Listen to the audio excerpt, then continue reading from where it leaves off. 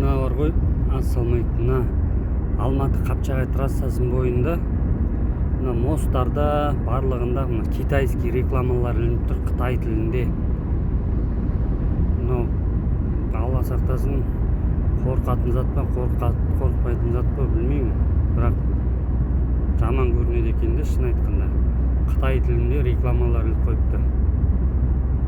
Мына мосттарға және де мына рекламаларда торнадо деген рекламада Қытайша жазылып тұр да, барлығы рекламаның барлығы. Мынандай плакаттарда. Қазір тағы іздеп келе жатырмын, алдымнан шығатын шығар деп. Соны түсінбей тұрмын да. Қытай тілінде реклама Қазақстанда кімге қажет? Өзіңіз ойласаңыз. Или біздің қазақтар Қытайша біледі деп ойлап жатыр ма? Соны қазір іздеп келе жатырмын да мен мына жерден. Шын айтсам, жүрегім ауырып кетті деп, бір түрлі екен өзіңнің Қазақстаныңда Қытайша рекламалар ілініп тұрғанына.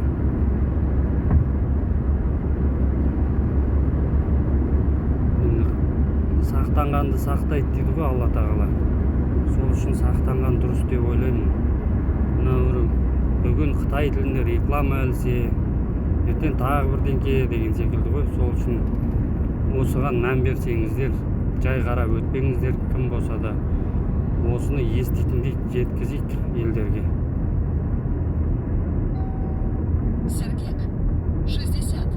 Қазір әлі таппай келе жатыр. Міне де тұр. Қытайша тұр. Міне Қытайша рекламалар жазып қойыпты. Дәл алдымда және уже несінші Қытайша кетті. Міне Қытай тілінде. Көрдіңіздер ме?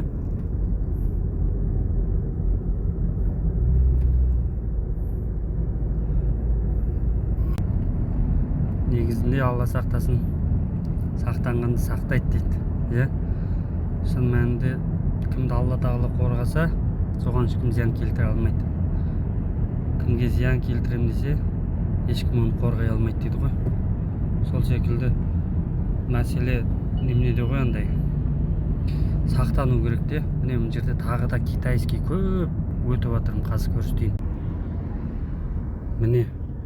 Міне Китай, және қанша китайскийдан өттім мен, түсінбей тұрмын да. Беспредел. Біздің қазақтар неме Қытайша түсінетін болған ба? Мына еще мына Қытайдың бір военный адамы Қазақстанға келіп қыз алу керек деп жатыр да. Біз сонда неме намысымыз жоқ па, түсінбеймін да. Еще беспредел осындай жариялап жатыр.